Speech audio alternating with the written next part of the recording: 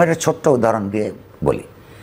আপনি লক্ষ্য করেছেন 5ই অগাস্টে বাংলাদেশের এই মুহূর্তে 5ই অগাস্ট না, এই যে গত 2025-এর 5ই অগাস্টে বাংলাদেশ রাষ্ট্রের প্রেসিডেন্ট শাহাবুদ্দিন চুপ্পু একটা বিবৃতি দিয়েছে, যেটাকে বাংলায় ইংরেজিতে মেসেজ বলেন, বাংলায় বাণী বলা হয়।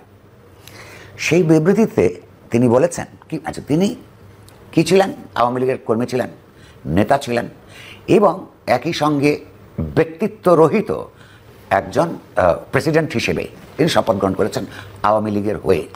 তিনি কদমবুজি করতে গেছেন, কিন্তু তৎকালীন প্রধানমন্ত্রী শেখ হাসিনা যখন তার মনের মধ্যে আছে যে প্রকাশ্যে কদমবুজি করে আরেকদিন প্রেসিডেন্ট করলে তার মর্যাদা ক্ষুণ্ণ হবে, সেই কারণে যে উনি কদমবুজি করেন নাই, সে করতে পারেন নাই, সেটার মধ্যে উনি লিখেছেন। তাহলে উনি একজন আওয়ামী লীগের হার্ডকোর সদস্য। এখন তিনি বিবৃতি দিচ্ছেন, লোক আমি দু একটা লাইন পড়ে শোনাচ্ছি। বৈষম্যমূলক রাষ্ট্র ব্যবস্থা ও ফ্যাসিবাদী অপশাসনের বিরুদ্ধে ছাত্র শ্রমিক জনতার সম্মিলিত প্রতিরোধ গড়ে তুলে 2024 সালের আজকের এই দিনে চূড়ান্ত বিজয় অর্জন করে এবং মুক্তিকামী ছাত্র জনতাকে তিনি আন্তরিক শুভেচ্ছা এবং অভিনন্দন জানিয়েছেন। সঙ্গে বলেছেন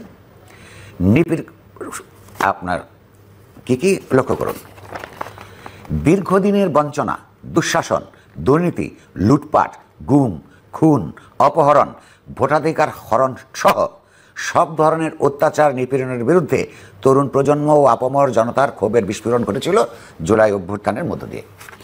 এখানে তিনি যা লিখেছেন এই কথাগুলো সত্য, কিন্তু উনি কি এগুলো বিশ্বাস করেন? উনি কি, কিন্তু আপনার রাষ্ট্রের ব্যবস্থা তো তাই, রাষ্ট্রপতিকে তাই করতে হবে। তাহলে উনি তো এটা বিশ্বাস করেন না। উনি যদি বিশ্বাস না করেন তাহলে উনি কি নিজে এটা লিখেছেন? না। বাংলাদেশ রাষ্ট্রের যেই সংবিধানের সংস্কারের কথা বলা হচ্ছে, সেই সংবিধানে এই মুহূর্ত পর্যন্ত জারিকৃত সংবিধানে লেখা আছে তাকে কাজ করতে হবে প্রধানমন্ত্রীর ভিত্তিতে। তাহলে এই মুহূর্তে প্রধানমন্ত্রীর পদ ভিন্ন নামে, ভিন্ন নামে সেই পদ প্রধান উপদেষ্টা লিখতে হয়, সেইটার সংস্কার সন্ধান করা 1 নম্বর কাজ। খুবই গুরুত্বপূর্ণ। প্রেসিডেন্টকে সেখানে শাহাবুদ্দিন না জিয়াউদ্দিন না জিল্লুর রহমান, সেটা ইম্পর্টেন্ট না। প্রেসিডেন্সিকে বিবেকের স্বাধীনতা সহ তার এবং সেই বিবেকসম্মত মত প্রকাশের স্বাধীনতা সহ তার এই পদকে সম্মানিত এবং শক্তিমান করা প্রয়োজন। কারণ এর চাইতে হাস্যকর, প্রতারণাপূর্ণ তামাশা এটা হতে পারে না।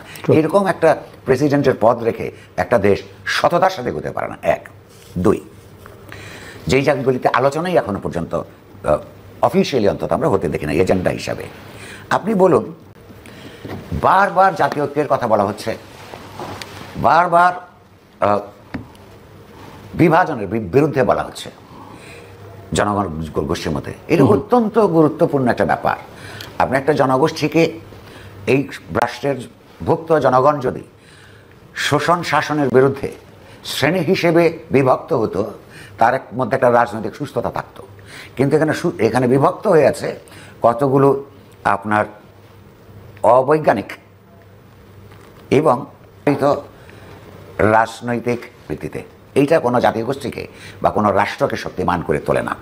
কিন্তু এই বিভক্তির বাইরে যদি চলে যেতে হয়, আমাদের এই সমাজে এবং রাষ্ট্রের জনগণের মধ্যে একটা বিরাট সমস্যা 54 বছর ধরে বিদ্যমান হচ্ছে। বাংলাদেশ কি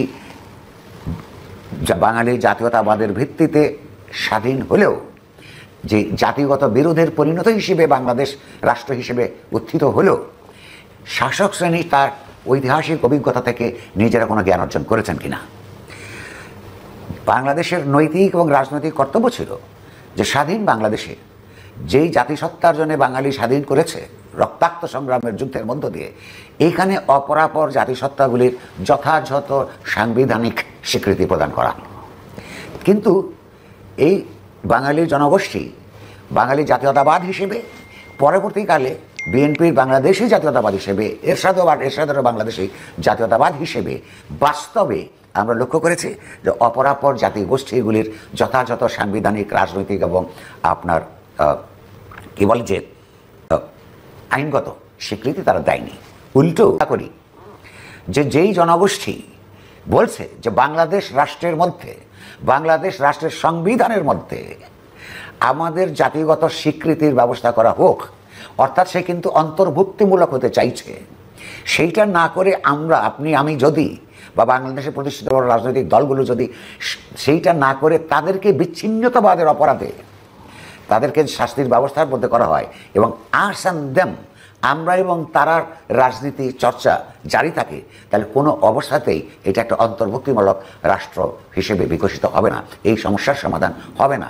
আপনি যতবার চিৎকার করে বলেন না কেন যে নাগরিক হিসেবে আমরা সব সমান, ফলে বাস্তবে তার এই যে জাতিগত পরিচয়, তার যে জাতিগত সংস্কৃতি, তার স্বীকৃতি না দেওয়া পর্যন্ত তাদের দিক থেকে সমান বোধ করবার কোনো কারণ থাকে না। আর কারণ না থাকলে এই আপনার বিবাদ বিসম্বাদ এবং একই সঙ্গে যে সাংঘর্ষিক অবস্থা, এইটা থেকে মুক্তি পাবার এই দেশ জনগোষ্ঠীর কোনো উপায় নাই। আজকেও কালকেও এই সমস্যার সমাধানটা রাজনৈতিকভাবে করা ছাড়া কোনো